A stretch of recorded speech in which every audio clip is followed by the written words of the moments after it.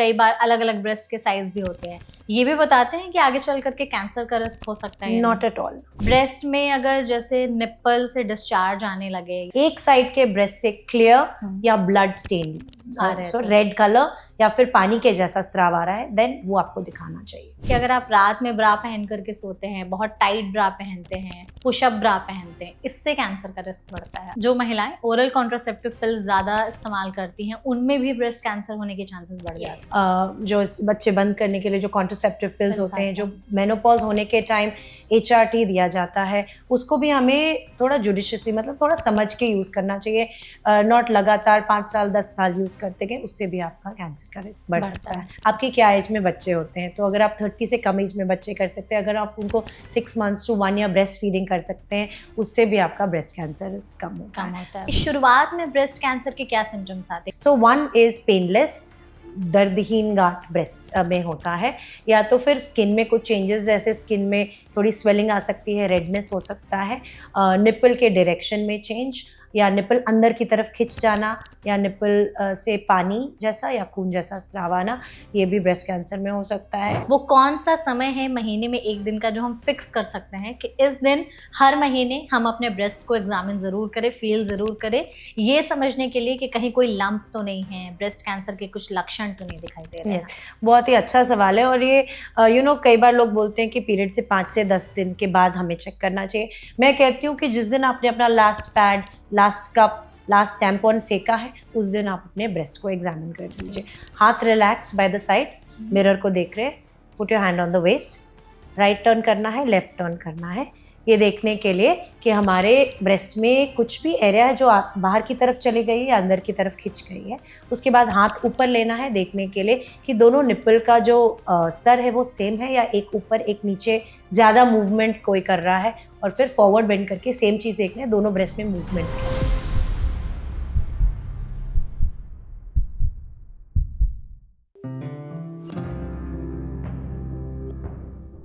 आपको पता है इंडिया में हर 4 मिनट पर ब्रेस्ट कैंसर से जुड़ा एक केस डायग्नोस होता है। कुछ स्टडीज की माने तो साल 2024 में पूरे साल भर में 2 लाख से ज्यादा ब्रेस्ट कैंसर के नए केसेस रजिस्टर किए गए, और उसी साल 1 लाख से ज्यादा मौत ब्रेस्ट कैंसर की वजह से हुई है। इंडिया में औरतों में ब्रेस्ट कैंसर बहुत तेजी से बढ़ रहा है, और ये औरतों में होने वाले कैंसर में नंबर 1 पोजीशन पर आ चुका है। ऐसे में हम सबके लिए इस वक्त जानना बेहद जरूरी है कि आखिर कैंसर के पनपने के पीछे, फैलने के पीछे क्या कारण है, ब्रेस्ट से रिलेटेड क्या ऐसी चीजें हैं जो हमें जाननी समझनी चाहिए, अपने ब्रेस्ट हेल्थ पर हम कैसे ध्यान दे सकते हैं, सबसे जरूरी चीज कि अर्ली डायग्नोसिस करके, अर्ली टेस्ट करके हम इसका इलाज कैसे करा सकते हैं। आप इस वीडियो को एंड तक जरूर देखिएगा, क्योंकि ये इन्फॉर्मेशन आपके लिए, आपकी फैमिली के लिए, आपके फ्रेंड्स के लिए और इन सभी महिलाओं के लिए बहुत जरूरी होने वाली है, जो इस वक्त इस तरह के प्रॉब्लम्स के बारे में जान रही हैं, सुन रही हैं, लेकिन मन में बहुत सारे सवाल हैं जिनके जवाब नहीं है, जिसके जवाब हम आज देने की कोशिश करेंगे इस सेशन में, जिसके लिए हमारे साथ एक बहुत ही स्पेशल एक्सपर्ट मौजूद हैं। हमारे साथ है डॉक्टर करिश्मा कीर्ति, जो कि कंसल्टेंट हैं और ब्रेस्ट कैंसर सर्जन भी हैं जसलोक हॉस्पिटल मुंबई में। तो डॉक्टर, सबसे पहले तो इस सेशन में आपका बहुत बहुत स्वागत है। थैंक यू मेघा, मेरे लिए भी बहुत सौभाग्य की बात है, and it's very special to be here. Thank you so much. बिल्कुल, हम पूरी कोशिश करेंगे कि आपके जरिए हमारी ऑडियंस तक ब्रेस्ट कैंसर के बारे में ज़्यादा से ज़्यादा अवेयरनेस, इन्फॉर्मेशन, सभी चीज़ें सही मायनों में पहुंचा सके, सही और आसान भाषा में, सो दैट उनको भी ये चीज़ अच्छे से समझ में आए। सबसे पहले डॉक्टर, ब्रेस्ट कैंसर होता क्यों है? मतलब आज के समय में आपको क्या लग रहा है कि महिलाओं में ब्रेस्ट कैंसर बढ़ने के पीछे क्या कारण है आज के समय में? कई बार हम लोग सोचते हैं कि अगर मुझे कुछ हुआ है तो ये क्यों हुआ है, एंड अनफॉर्चुनेटली ब्रेस्ट कैंसर में हम लोग आपको एक चीज़ नहीं बता सकते कि इस चीज़ के कारण आपको ब्रेस्ट कैंसर हुआ है, लेकिन ब्रेस्ट कैंसर के रिस्क फैक्टर्स हैं, और वो क्या है ये जानना हम लोग के लिए बहुत ज़रूरी है। कुछ रिस्क फैक्टर्स हैं जो हम लोग चेंज नहीं कर सकते हैं, नॉन मॉडिफाइबल रिस्क फैक्टर्स उसको बोला जाता है, तकनीकी शब्द है। दैट इज़ एज, जैसी उम्र बढ़ती है, मेनोपॉज होता है, उस टाइम ब्रेस्ट कैंसर होने का रिस्क बढ़ जाता है। Female, if you are born female, अगर आप महिला हैं तो ऑफ कोर्स आपके ब्रेस्ट कैंसर का रिस्क ज़्यादा है। अदरवाइज आपको कुछ जेनेटिक म्यूटेशंस हैं, जैसे कि BRCA1 and 2, उसके कारण भी ब्रेस्ट कैंसर का रिस्क बढ़ता है। अगर बचपन में आपको किसी और कैंसर के कारण रेडिएशन मिला है तो दैट इंक्रीजेज योर रिस्क। ये कुछ चीज़ें जो आप चेंज नहीं कर सकते हैं, बट आई थिंक क्या इंपॉर्टेंट है कि हम चेंज क्या कर सकते हैं, right, and you should concentrate on that. बिल्कुल। तो अपना वेट नॉर्मल रेंज में मेंटेन करना, स्पेशली मेनोपॉज होने के बाद, उस टाइम वेट बढ़ने का एक बॉडी ट्राई करता है, राइट। लेकिन you have to control it then. Exercise, although ये दोनों रिलेटेड है, लेकिन एक्सरसाइज इंडिपेंडेंटली भी ब्रेस्ट कैंसर का रिस्क कम करता है, एंड ईटिंग हेल्दी। एक और चीज़ है शराब का यूज़, और ये जब बढ़ता है, इवन 1 ड्रिंक वीक, पहले ड्रिंकिंग अल्कोहल थोड़ा नीचे था कार्सिनोजन में, but now it's group 1 and carcinogen. So ये इंपॉर्टेंट है समझने के लिए कि इवन 1 ड्रिंक, इवन 2 ड्रिंक जो हम लोग बोलते हैं ओकेजनल सोशल ड्रिंकिंग, वो भी आपका रिस्क बढ़ा सकता है। तो रियली टू कंट्रोल दैट।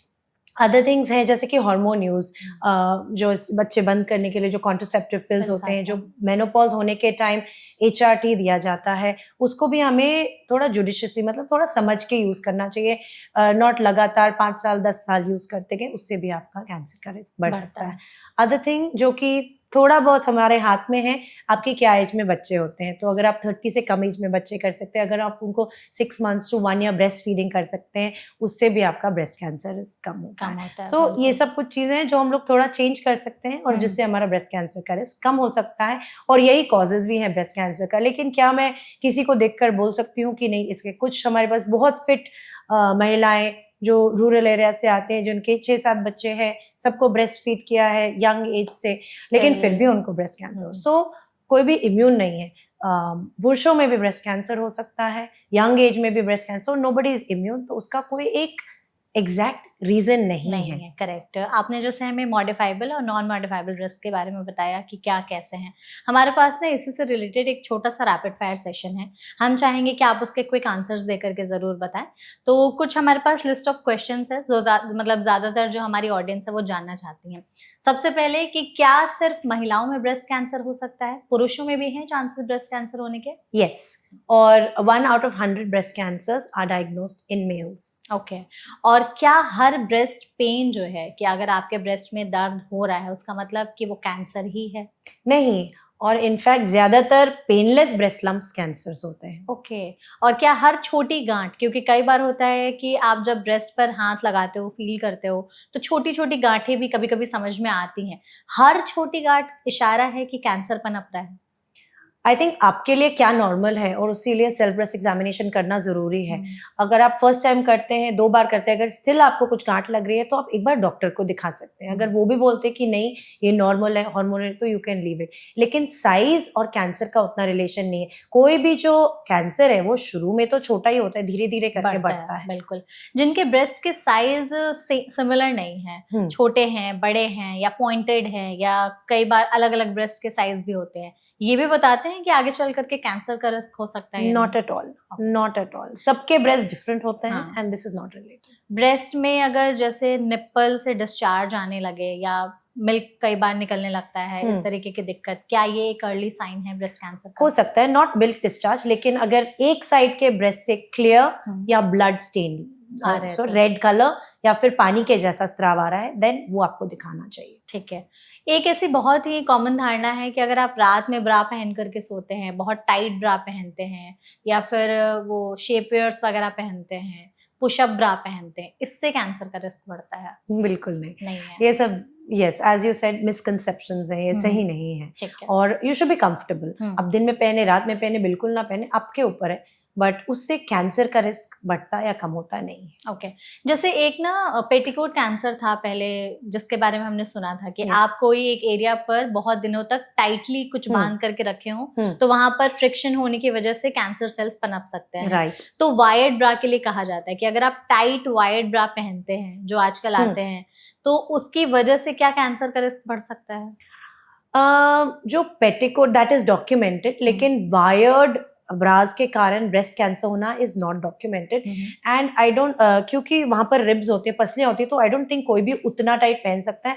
जो हम लोग पेटिकोट पहनते हैं, यहाँ पर रियली कुछ बोन स्ट्रक्चर नहीं है, तो वो बहुत टाइटली लोग पहनते हैं। और अगर आप कुछ महिलाओं को देखोगे जो बहुत सालों साल से पेटिकोट, उनका पूरा एक बैंड बन जाता है, वहां पर बार बार कट्स होकर के, लॉन्ग स्टैंडिंग, कोई भी इन्फ्लेमेशन क्रॉनिक रहता है, वो कैंसर बन सकता है। होता है, ठीक है, but you don't see generally अगर आप अपने साइज का फिटेड ब्रा पहने वो हम लोग एडवाइस करेंगे, ज्यादा टाइट या ज्यादा लूज पहनने की जरूरत नहीं है। ठीक है, और अगर जैसे ये मीनोपॉज के बाद क्या ब्रेस्ट कैंसर का रिस्क बढ़ जाता है महिलाओं में? यस, जनरली अगर देखा जाए तो इंडिया में वेस्टर्न कंट्रीज में डेफिनेटली जो उनका मीडियन एज ऑफ डायग्नोसिस, मतलब क्या नॉर्मल एज जनरली लोगों में एज होती है 60 प्लस में देखा जाता है वहाँ के पर कैंसर्स, लेकिन इंडिया में ये एज थोड़ी कम है। हमारे most of the cancers 47 to 52 के एज में देखे जाते हैं, विच इज अराउंड मीनोपॉज और पेरीमेनोपॉज। तो यस, कैंसर बहुत रिलेटेड है ब्रेस्ट कैंसर टू हार्मोन्स, और जब ऐसे चेंजेस आते हैं, जब पीरियड्स बंद होते हैं तो उसका सिर्फ ये मतलब नहीं है कि पीरियड्स बंद होते हैं, इसका मतलब है कि आपके ओवरीज काम करना बंद हो रहे हैं, आपके हार्मोन लेवल में चेंज आ रहा है जिससे आपके ब्रेस्ट में चेंजेस आ रहे हैं। एक और है कि इसमें जो महिलाएं ओरल कॉन्ट्रासेप्टिव पिल्स ज्यादा इस्तेमाल करती हैं उनमें भी ब्रेस्ट कैंसर होने के चांसेस बढ़ जाते हैं। Yes, but long term use more than 5 years, और अगर आप उसको बंद करते हैं तो आपका रिस्क वापस बेसलाइन पर भी आ जाता है। सेम स्मोकिंग, अल्कोहल क्या महिलाओं में रिस्क ज्यादा बढ़ाता है ब्रेस्ट? सो अल्कोहल डेफिनेटली यस, स्मोकिंग का उतना अभी तक रिलेशन नहीं है for breast cancer, of course other cancers. तो ये हमारे मतलब रैपिड फायर सेशन के कुछ क्वेश्चंस थे जो आमतौर पर लोग जानना समझना चाहते हैं। इसको हम अभी रैप अप करते हैं, इसके बाद हम बाकी नॉर्मल क्वेश्चंस पर अगर आए तो जैसे आपने बताया था ना कि कुछ मॉडिफाइबल रिस्क होते हैं, कुछ नॉन मॉडिफाइबल रिस्क होते हैं, तो अगर हमें एक लिस्ट ऑफ समझना हो कि वो कौन सी महिलाएं हैं जिनमें ब्रेस्ट कैंसर होने का रिस्क ज्यादा है, वो कुछ ऐसी गलतियां कर रही हैं जो उन्हें ब्रेस्ट कैंसर होने के रिस्क पर बढ़ा रहे हैं, या जैसे कि आपने कहा कि बच्चे भी थे, ब्रेस्ट फीडिंग भी कराई, फिर भी कोई रीजन नहीं, इडियोपैथिक था, तो मैं आपको एक बात बोलूंगी, जैसे कि हम लोग जानते हैं कि कोई बहुत फिट हो, बहुत अच्छे डाइट वगैरह, लेकिन उनको भी हार्ट डिजीज या और भी कुछ हो सकता है, लेकिन इसका मतलब ये नहीं है कि हम लोग छोड़ दे सब कुछ और बोले क्या फायदा, होना तो है, राइट? वैसे लाइफ नहीं लिव कर सकते हैं, आपको अपने लिए जो बेस्ट है वो करना चाहिए।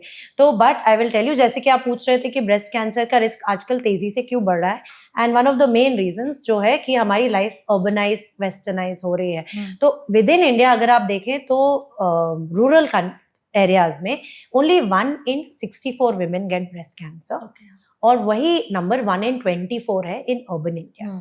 सो what is lots of things are there, लेकिन वो क्या एक चीज से हो रहा है? नहीं, सेम थिंग अगर मैं यहाँ से अगर मैं पॉइंट ए से पॉइंट बी जाना चाहूँ इन शहर, हम लोग सोचेंगे अच्छा चलो गाड़ी से चलेंगे, लेकिन वही वो 1 किलोमीटर का एरिया कोई भी रूरल एरिया में लोग वॉक करके जाएंगे। तो दो स्मॉल चेंजेस जो हैं, more exercise, less alcohol, more fresh food, less processed food, ये सब ओवरऑल हेल्प करते हैं ब्रेस्ट कैंसर के रिस्क को कम होने के लिए।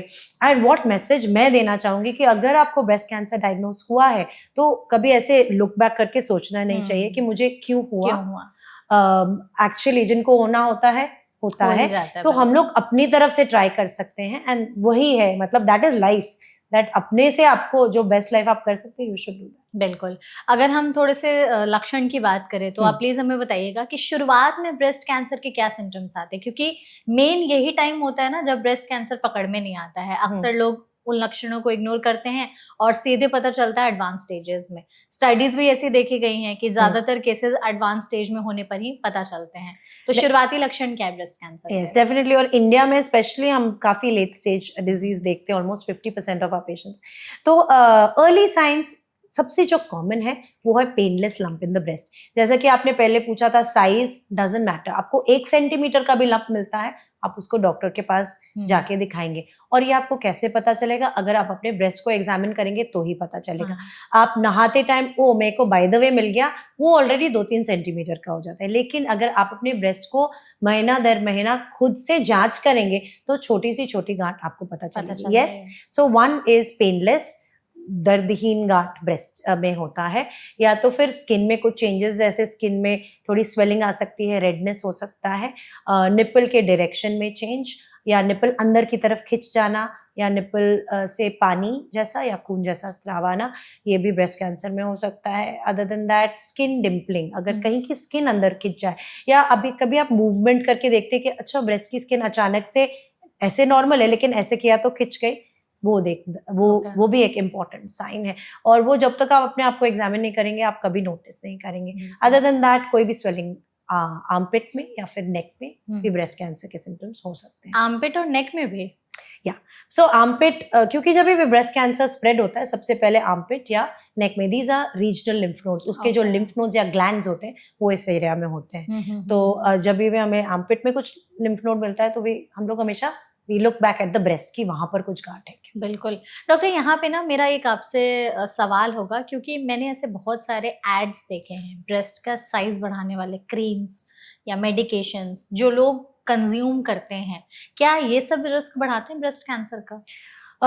क्योंकि आई विल टेल यू जो रिसर्च बेस्ड है और इस पर हमें कोई क्लियर रिसर्च नहीं है। Now generally creams and all में देयर इज एस्ट्रोजन, हॉर्मोन्स होते हैं, वो कितना अब्जॉर्ब होता है स्किन के through, not likely too much. लेकिन देयर इज ऐसा कुछ डेटा नहीं है जो मैं आपको बता सकूं, बट ये समझना जरूरी है कि ये भी जो क्रीम्स वगैरह होते हैं जिसको लोग खाते हैं, लगाते हैं या कुछ भी दवाई खाते हैं, वो थोड़े टाइम के लिए ब्रेस्ट का साइज बढ़ाएगा। द ओनली वे जो लॉन्ग टर्म आपके ब्रेस्ट का साइज बढ़ा सकता है वो कि इम्प्लांट डालना, और कोई भी परमानेंट सोल्यूशन नहीं है ब्रेस्ट के साइज को बढ़ाने के लिए और ना ही कम करने के लिए। ठीक है, आपने जो हमें सिम्टम्स बताए हैं, आपने इसमें कहा कि खुद को एग्जामिन करना बहुत ज़रूरी है। महिलाएं अक्सर यही चीज़ नहीं करती हैं। वो कौन सा समय है महीने में एक दिन का जो हम फिक्स कर सकते हैं कि इस दिन हर महीने हम अपने ब्रेस्ट को एग्जामिन ज़रूर करें, फील ज़रूर करें, ये समझने के लिए कि कहीं कोई लंप तो नहीं है, ब्रेस्ट कैंसर के कुछ लक्षण तो नहीं दिखाई दे रहे हैं? बहुत ही अच्छा सवाल है। और ये कई बार लोग बोलते हैं कि पीरियड से 5 से 10 दिन के बाद हमें चेक करना चाहिए। मैं कहती हूँ कि जिस दिन आपने अपना last pad, last cup, last tampon फेंका है, उस दिन आप अपने ब्रेस्ट को एग्जामिन कर लीजिए। तो जस्ट वो साथ में आप लोग अगर करेंगे तो वो एक टाइम सेट हो जाता है। तो नहीं तो और मैं एक भी बात बोलूंगी कि अगर उस दिन नहीं किया, नेक्स्ट दिन याद आया, ओ नहीं किया, तो Next दिन कर लो, इट्स ओके। पॉइंट है कि क्यों कहते हैं हम लोग ऐसे, बिकॉज पीरियड्स के पहले हमें भी फील होता है कि ब्रेस्ट में स्वेलिंग है, कई बार थोड़ा कड़क पेन वो सब है, तो अपने आप को भी उतना अच्छे से एग्जामिन करने में आप कर नहीं पाएंगे। इसलिए पीरियड्स बंद होने के बाद जब ब्रेस्ट सॉफ्ट हो जाते हैं, पेन फ्री हो जाते हैं, तब हम लोग, इट्स जस्ट दैट। और क्या है तरीका सेल्फ एग्जामिनेशन का? सेल्फ ब्रेस्ट एग्जामिनेशन के मेनली 3 पार्ट्स होते हैं और ऐसे ही लोगों को सीखना चाहिए। Learn, look, locate. Learn is हमें समझना है कि ब्रेस्ट कैंसर के लक्षण क्या है।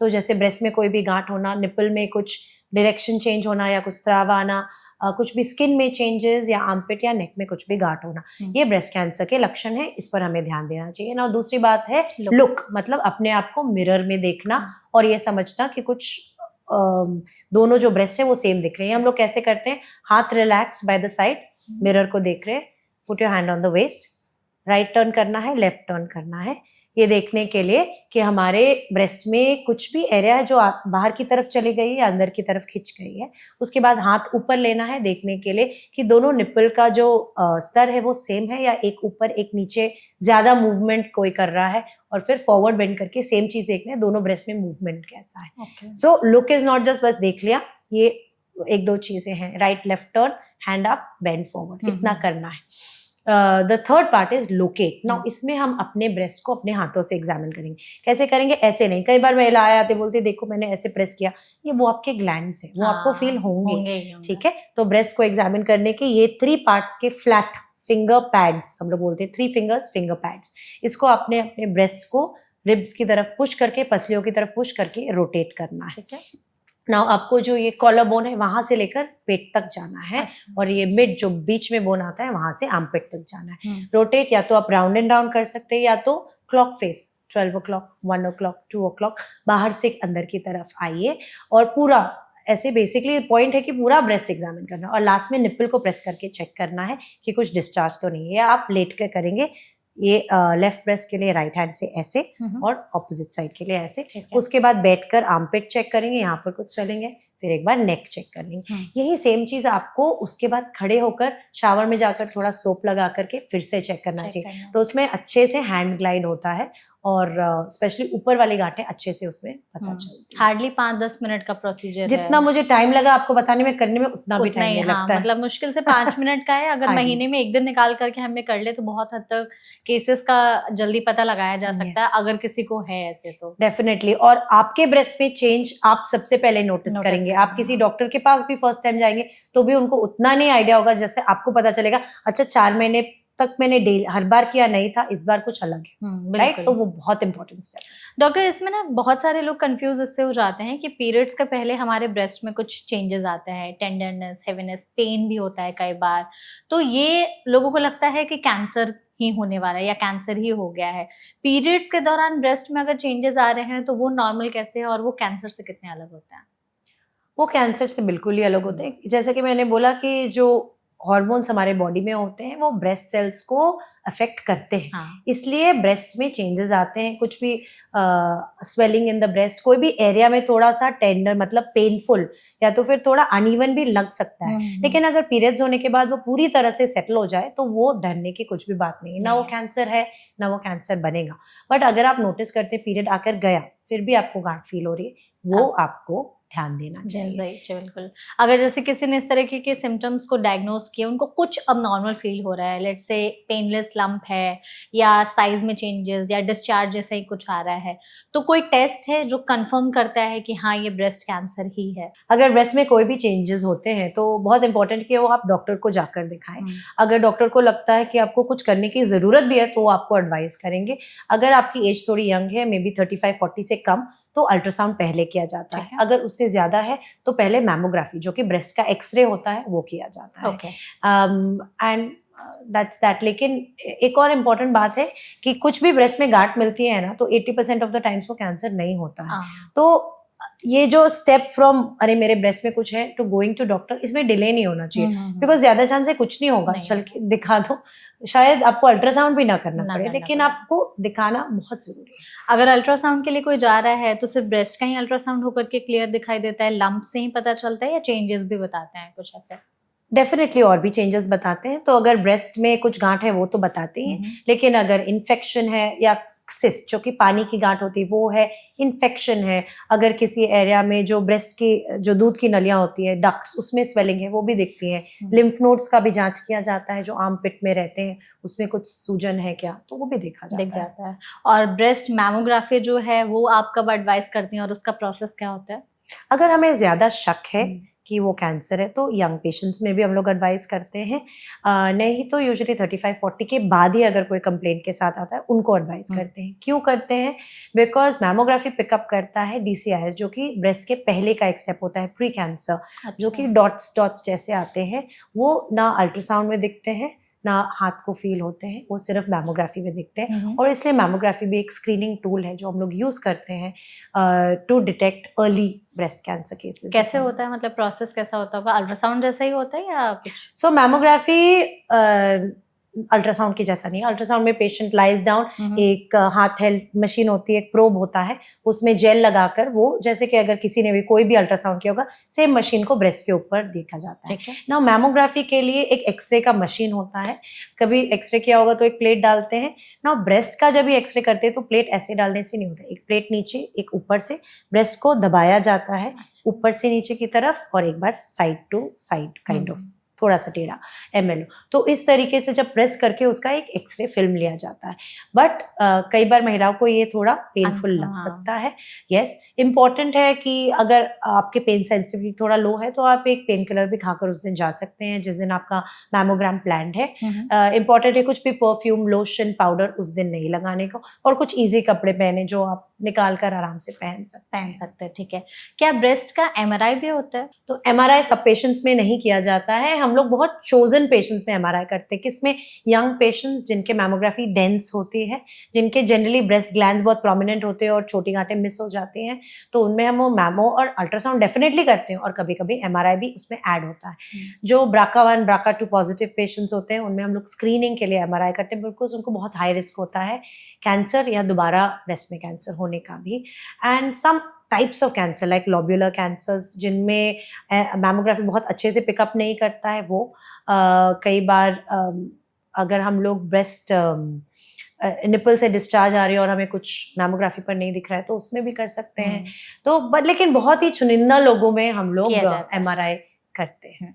अब जैसे आपने ये टेस्ट बता दिया, अगर किसी को इस टेस्ट से कंफर्म हो गया कि उनको ब्रेस्ट कैंसर ही है, ट्रीटमेंट कैसे, क्या स्टेज वाइज से होता है या क्या होता है ट्रीटमेंट का प्रोसेस? आपने मेरी पूरी नॉलेज आपको 1 मिनट में एनीवे बट जब ब्रेस्ट कैंसर से कोई भी डायग्नोज होता है तो फर्स्ट तो हम लोग definitely we do triple assessment. तो हम पेशेंट को देखते हैं, एग्जामिन करते हैं, उनको एक इमेजिंग के लिए भेजते हैं जैसे कि मैमो, अल्ट्रासाउंड, एमआरआई और बायोप्सी की जाती है। इससे ब्रेस्ट कैंसर डायग्नोस होता है। स्टेज कैसे होता है, हम लोग पेट स्कैन करते हैं या सीटी बोन स्कैन करते हैं देखने के लिए कि बॉडी में और कहीं फैला है कि नहीं। अच्छा। तो ये है पूरा डायग्नोसिस। ना जब हम लोग बायोप्सी करते हैं तो हम लोग एक और चीज देखते हैं, ये टाइप का ब्रेस्ट कैंसर कौन सा सब टाइप है। अच्छा। तो ब्रेस्ट कैंसर के भी कई तरीके के होते हैं जैसे कि hormone positive, triple negative, HER2 positive. और ये पेशेंट को क्या दवाई यूज होगी, क्या उनके लिए कीमोथेरेपी फर्स्ट बेटर है, क्या उनको इम्यूनोथेरेपी की जरूरत होगी या फिर सर्जरी पहले करना चाहिए, ये सब जवाब बेसिकली इसमें हमें पता चलता होता है। क्योंकि जो हार्मोन रिसेप्टर पॉजिटिव कैंसर्स होते हैं जनरली उनमें कीमोथेरेपी का उतना असर नहीं होता जितना सर्जरी और हार्मोन टैबलेट्स का होता है। So in them we might do surgery first. लेकिन जो ट्रिपल नेगेटिव कैंसर्स होते हैं जिनमें ER, PR, oestrogen, progesterone receptors दोनों नेगेटिव है, HER2 रिसेप्टर भी नेगेटिव है, तो उनमें जनरली हम लोग कीमोथेरेपी और इम्यूनोथेरेपी पहले देते हैं। इससे कई चीज़ें हैं, एक तो उनमें बेनिफिट देखा गया है। दूसरी बात ये है कि उनका हम लोग जब सर्जरी करते हैं कीमोथेरेपी के बाद तो हम लोग ये भी चेक करते हैं क्या उनमें अभी भी कैंसर है कि पूरे कैंसर के सेल्स चले गए हैं, जिसको पैथोलॉजिकल कंप्लीट रिस्पॉन्स बोलते हैं। अगर उनका पैथोलॉजिकल या पैथ CR हुआ है तो हम लोग उनको वही ट्रीटमेंट कंटिन्यू करते हैं। अगर उनको पैथ CR नहीं हुआ है, कुछ कैंसर सेल्स बाकी हैं, तो हम लोग ट्रीटमेंट चेंज कर सकते हैं क्योंकि हमें पता है कि इस जो ट्रीटमेंट हमने अभी तक दिया है उससे पूरा कंप्लीट रिस्पॉन्स है। तो we get a chance to change our treatment, personalise the medicine. ठीक है। क्या ब्रेस्ट कैंसर में ब्रेस्ट निकाल दिए जाते हैं हर बार? Generally not. अगर स्पेशली ये थोड़ा स्टेज वाइज है इम्पॉर्टेंट, क्योंकि अगर एक ही जगह छोटी गांठ है तो हम लोग यूजुअली ब्रेस्ट बचा सकते हैं। लेकिन कई बार नहीं, कभी कभी पेशेंट्स को ब्रेस्ट में 2-3 जगह गांठें होती है या DCIS होता है जो कई सारे एरियाज में है, तो उसमें हमें ब्रेस्ट कभी कभी निकालना पड़ता है। या कभी कभी स्किन बहुत इन्वॉल्व रहती है तो हमें स्किन के साथ भी निकालना पड़ता है। बट जो हम लोग एडवाइस कर सकते हैं अभी इज रिकंस्ट्रक्शन, दोबारा ब्रेस्ट को बनाना। ये कई तरीके से हो जाता है, पेट का मांस, हिप का मांस या इम्प्लांट लेकर भी किया जा सकता है। And these are some options जो कि हम लोग कर सकते हैं। बट ज्यादातर हम लोग कोशिश करते हैं कि ब्रेस्ट बचाकर ही ऑपरेशन करने का, एज लॉन्ग एज वो ऑन्कोलॉजिकली सेफ है। अगर क्या गांठ बहुत ज्यादा होती है तो केस उससे वर्स हो सकता है? गांठ के कम है, साइज भी डिपेंड करता है या लोकेशन भी डिपेंड करता है? तो साइज पे डिपेंड करता है, लेकिन वो ब्रेस्ट साइज पे भी डिपेंड करता है। क्योंकि अगर आप बड़े ब्रेस्ट में छोटी सी गांठ है तो ऑफकोर्स आप उसको ईजिली निकाल करके ब्रेस्ट का शेप मेंटेन कर सकते हैं। ब्रेस्ट बचाना ये नहीं होता कि आधा ब्रेस्ट निकाल दिया थोड़ा सा बाकी है, it should be matching to the other breast, no. तो वही अगर छोटे ही ब्रेस्ट में 2-3 सेंटीमीटर का भी गांठ कभी कभी ऑलमोस्ट 40% 50% होता है, तो उस पर भी डिपेंड करता है। अगर आप पूछ रहे हैं कि स्टेज पर ये कैसे फैक्टर करता है, तो यस, जब ये आपका T1 मतलब 2 सेंटीमीटर से छोटी गांठ होती है तो वो अर्ली स्टेजेस होते हैं। अगर 2 to 5 सेंटीमीटर या उसके ऊपर होते हैं तो वो धीरे धीरे उसको हम लोग स्टेजिंग बढ़ जाती है। It also depends on your lymph nodes, skin changes, body में कहीं फैला है। अगर बॉडी में कहीं फैला है दैट इज स्टेज 4। अगर लिम्फ नोड्स ज्यादा इन्वॉल्व है तो अराउंड स्टेज 3 आता है। या तो गांठ बड़ी है या तो 1-2 लिम्फ नोड्स इन्वॉल्व है तो स्टेज 2। और अगर अर्ली छोटी सी बीमारी है, no lymph nodes involve, that's usually stage 1। तो इसमें अगर जैसे ट्रीटमेंट हो रहा है किसी का, तो बाकी कैंसर्स में कीमोथेरेपी, रेडिएशन टारगेटेड या इम्यूनोथेरेपी दी जाती है तो उसके बहुत सारे साइड इफेक्ट्स भी होते हैं। हेयर फॉल हो गया या स्किन में बहुत सारा चेंजेस होने लगते हैं, ये सब भी होता है ब्रेस्ट कैंसर के ट्रीटमेंट में? यस। कोई भी आप कीमोथेरेपी लेंगे, I mean that's the short answer कि अगर कुछ भी कीमोथेरेपी लेंगे, कीमोथेरेपी इज वो एक जगह अटैक नहीं करती है, वो बॉडी में जितने भी फास्ट डिवाइडिंग सेल्स है सब पर अटैक करती है। तो इसके कारण आजकल कई सारे थोड़े न्यू चीजें हैं जैसे कि टारगेटेड थेरेपी, और आजकल कोई एंटीबॉडी ड्रग कॉन्जुगेट्स भी आए हैं जो कि डायरेक्टली कैंसर सेल के ऊपर जाकर के वहां पर अटैच होते हैं, फिर कीमोथेरेपी रिलीज करते हैं। तो इससे थोड़े साइड इफेक्ट्स कम होते हैं, इफेक्ट ज्यादा होता है, लेकिन फिर भी ये साइड इफेक्ट जीरो नहीं है।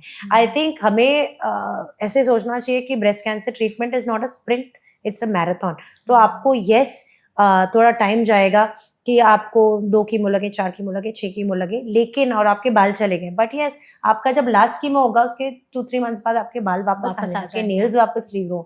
So most of these changes जो होते हैं, जो साइड इफेक्ट्स होते हैं, वो टेम्पररी होते हैं। तो हमें अभी का अभी yes it's difficult, मैं आई कांट से कि मतलब कर लो, नहीं, डिफिकल्ट है, लेकिन that's the only way forward. अगर कुछ ऐसे ट्रीटमेंट होते ब्रेस्ट कैंसर की जो मैं दे सकती, जिससे कुछ भी साइड इफेक्ट नहीं होता, I would prefer that. Right, patient will prefer that, I will prefer that. मैं बिल्कुल. क्यों दूंगी, बट देयर इज नो, उसका कुछ अनिवार्य नहीं है. और जब हम्म, तक वो अनिवार्य क्लिनिकल प्रैक्टिस में नहीं आता है, तब तक हम वो पेशेंट्स को ऑफर नहीं कर सकते. क्या ब्रेस्ट कैंसर का ट्रीटमेंट हो जाने के बाद फिर से चांसेस होते हैं कि दोबारा हो सकता है कैंसर? हाँ, और ये काफ़ी डिपेंडेंट है कि आपका सब टाइप क्या है और आप कौन से स्टेज में डिटेक्ट हुए. Okay. प्लीज़ अंडरस्टैंड कि अगर स्टेज 1 होता है तो ऑलमोस्ट 95% डिजीज पे ओवरऑल सर्वाइवल रेट्स होते हैं एट 5 ईयर इंटरवल. और ये धीरे धीरे कम होते जाता है टू स्टेज 4 जिसमें 30% या लेस होता है. तो अगर स्टेज 1 या स्टेज 2 है तो ऑलमोस्ट 90% के ऊपर आपका 5 ईयर सर्वाइवल होता है. और ये सो दैट्स वाई स्टेज बहुत इंपॉर्टेंट है. और बायोलॉजी मतलब कौन से सब टाइप का है वो भी काफ़ी ज़्यादा बिल्कुल है. कुछ टिप्स या एडवाइस हैं आपके पास हमारी ऑडियंस के लिए कि अगर वो चाहते हैं ब्रेस्ट कैंसर से बच के रहें या ब्रेस्ट हेल्थ पर कैसे ध्यान दें, क्या चीज़ें करें सो दैट कैंसर होने के चांसेस भी कम हो सके, और अगर हो रहा है तो अर्ली उसका डायग्नोसिस कैसे किया जा सकता है? तो आई थिंक अगर आप ये पूरी पॉडकास्ट सुनेंगे तो इट विल हेल्प यू, क्योंकि एक दो चीज़ें हैं. एक तो अपने आप को फिट रखना, you know, healthy eating, exercising, avoiding alcohol. These are the 3 main things that I think सब लोग कर सकते हैं. ये इतनी मुश्किल चीज़ें नहीं है. दूसरी बात है अपने आप को जांच करना. 30 इयर्स के होने के बाद एक ऑन्कोलॉजिस्ट से मिलके अपनी ब्रेस्ट की जांच करना. और उसी ऑन्कोलॉजिस्ट से आप हर साल मिले. जब आप 40 इयर्स के होंगे तो आप उनसे पूछिए क्या मुझे मैमोग्राफी करने की ज़रूरत है. अगर आपको कोई भी, इसलिए मैं बोली पूरा पॉडकास्ट सुनना चाहिए, बिकॉज हमने जो रिस्क फैक्टर्स बोले, अगर आप अर्बन एरिया में रहते हैं, अगर आपके बच्चे 30 इयर्स के बाद हुए, ब्रेस्ट फीड नहीं किया, लंबे समय तक कॉन्ट्रासेप्टिव लिया, आपकी वेट ज़्यादा, इसमें से कुछ भी 1 या 2 चीज़ें होती है ना, तो आई थिंक मैमोग्राफी करना चाहिए वंस हर 2 साल में, starting at the age of 40 to 45 आप मैमोग्राफी कर सकते हैं. ये एवरेज रिस्क इंडिविजुअल के लिए. अगर आपके फैमिली में ज़्यादा ब्रेस्ट कैंसर आपकी माँ या आपकी सिस्टर को हुआ है, देन इसलिए मैं बोलती हूँ कि आप 30 मीट एन ऑन्कोलॉजिस्ट, उनसे अंडरस्टैंड कर लीजिए कि आपको कब शुरू करना चाहिए. बिल्कुल. तो ये सारी चीज़ें अगर ध्यान में रखते हैं तो आई एम श्योर बहुत हद तक अर्ली डायग्नोसिस भी पॉसिबल है. और जैसे आपने कहा कि आप मंथ का एक टाइम चूज कर लीजिए, सेल्फ ब्रेस्ट एग्जामिनेशन करिए, और कुछ भी होता है तो एक बार प्लीज अपने डॉक्टर से जाकर के जरूर मिलिए. एक और इसमें डॉक्टर लास्ट है कि क्या ब्रेस्ट फीडिंग ब्रेस्ट कैंसर होने के रिस्क को कम करता है? डेफिनेटली. हाँ, ओके. क्योंकि आज के समय में ये चीजें कम हो रही हैं, लोग ब्रेस्ट फीड नहीं कर रहे हैं. और इसलिए that's it's a risk factor. लेकिन अगर आप ब्रेस्ट फीड करते हैं even up to 4 months it helps, but 1 year ideal. और हर साल ब्रेस्ट फीडिंग करने का आपका ब्रेस्ट कैंसर का रिस्क 4% तक कम करता है. तो इट्स इम्पोर्टेंट. बिल्कुल. तो आपने इस सेशन में अब तक हम लोगों को जो भी बताया है वो आई एम श्योर हमारी ऑडियंस को समझने में बहुत ही आसानी होगी. आपने बहुत ही सिंपल तरीके से सारी चीजें बताई, समझाई. हम चाहते जाते जाते बस as a final go to home message आप हमारी ऑडियंस को कुछ बताना चाहेंगे? आई थिंक एक बहुत बड़ा मिसकंसेप्शन है. लोग सोचते हैं कि सिर्फ एल्डरली एज में ब्रेस्ट कैंसर हो सकता है, बट मैं बोलना चाहूँगी कि इस इंडिया में स्पेशली हम लोग बहुत सारे यंग ब्रेस्ट कैंसर्स देखते हैं. और इसलिए अगर आप यंग है, आपको ब्रेस्ट में कुछ गांठ लगती है और आपके लेवल पर, आपके गायनोकोलॉजिस्ट या जनरल फिजिशियन के लेवल पर अगर कोई भी उसको डिसमिस करता है, लेकिन आपको लग रहा है कि ब्रेस्ट की गांठ बढ़ रही है या कुछ, always you should approach a doctor, approach a second doctor. आपको अपने लिए एडवोकेट करना पड़ेगा. बिल्कुल. You know, and मैं चाहूँगी in an ideal time कि ये जो ब्रेस्ट कैंसर जो मिस होते हैं, जिनका डिले होता है डायग्नोसिस में, वो कम हो जाए. Thank you so much doctor हमारे साथ इस सेशन में जुड़ने के लिए और इतनी वैल्यूएबल इन्फॉर्मेशन जो है हमारे साथ साझा करने के लिए. आई होप आपने भी सेशन को एंजॉय किया होगा. Thank you Megha, I really enjoyed the session. और more than that I hope ये बहुत लोगों को पहुंचे. हाँ. ये अवेयरनेस फैले. एंड जैसे कि हम लोग देख रहे हैं और भी अर्ली स्टेजेस में लोग हमारे पास आए ट्रीटमेंट के लिए, because breast cancer is very very curable. बिल्कुल. Thank you so much doctor हमारे साथ इस सेशन में जुड़ने के लिए और सारी चीज़ें हमें बताने और समझाने के लिए. हम भी यही चाहते हैं. Thank you. And thank you so much audience इस वीडियो को यहाँ तक देखने के लिए. अगर आपके मन में ब्रेस्ट कैंसर से जुड़े हुए कोई और सवाल हैं तो कमेंट सेक्शन के जरिए आप हमसे पूछ सकते हैं. ऐसे और भी वीडियोस देखने के लिए फॉलो करते रहिए NBT लाइव. Thank you.